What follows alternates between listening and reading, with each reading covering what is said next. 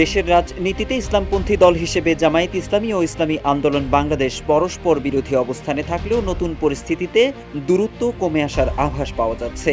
২১ জানুয়ারি মঙ্গলবার বরিশালে এসে দুপুরে চরমোনাই পীরের দরবারে ইসলামী আন্দোলনের আমির মুফতি সৈয়দ মোহাম্মদ রেজাউল করিমের সঙ্গে সৌজন্য সাক্ষাৎ করেন জামায়াতের আমির ডাক্তার শফিকুর রহমান। পরে তিনি মধ্যাহ্ন ভোজেও অংশ নেন। জামায়াতের আমির ও চরমোনাই পীরের এমন আন্তরিক সাক্ষাৎ রাজনীতিতে দুই দলের দূরত্ব কমে আসার ইঙ্গিত কিনা তা নিয়ে চলছে আলোচনা। এদিকে পরস্পর বিরোধী দুই দলের ঐক্যমতের আভাস সম্পর্কে ইসলামী যুব আন্দোলনের বরিশাল জেলা শাখার সভাপতি এইচ.এম. সানাউল্লাহ গণমাধ্যমকে বলেন, রাজনীতিতে দুই দল এতদিন পরস্পর বিরোধী থাকলেও এখন অনেক বিষয়ে ঐক্যমত পোষণ করছে। এটা দুই দলের ঐক্যের সূচনা পর্ব বলতে পারেন। জামায়াতের কর্মী সম্মেলনে যোগ দিতে বরিশালে যান দলটির আমির শফিকুর রহমান। তবে কর্মী সম্মেলনে যোগদানের আগে চরমোনাই দরবারে যান জামায়াতের আমির।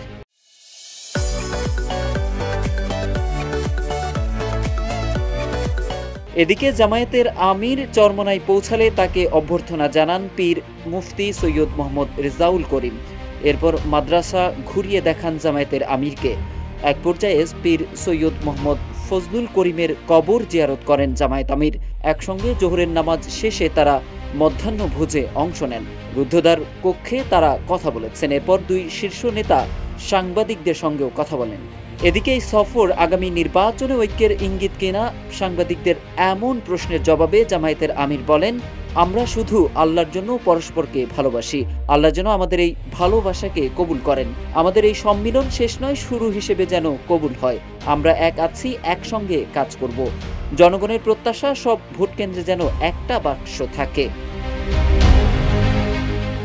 এদিকে ঐক্যের ইঙ্গিতের ব্যাপারে চরমোনাই পীর বলেন, আগে থেকেই বলছি ইসলামের পক্ষে ভোট কেন্দ্রে আমরা যেন একটি বাক্স বসাতে পারি, সে চেষ্টাই চলছে।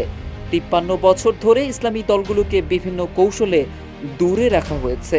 আগে অনেক রাজনৈতিক দল ক্ষমতায় যেতে আমাদের সিঁড়ি হিসেবে ব্যবহার করেছে। ৫ আগস্টের পর ইসলামের পক্ষে একটি ভালো ক্ষেত্র তৈরি হয়েছে বলে উল্লেখ করেন চরমোনাই পীর।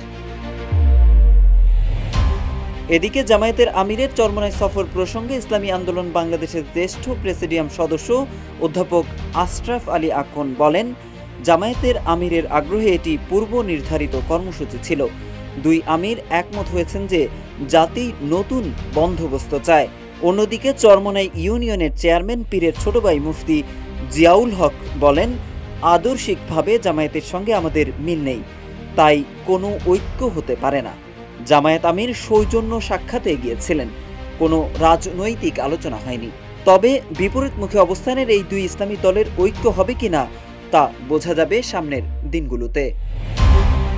Mohammad Saiful Islam, news desk, Ittefaq.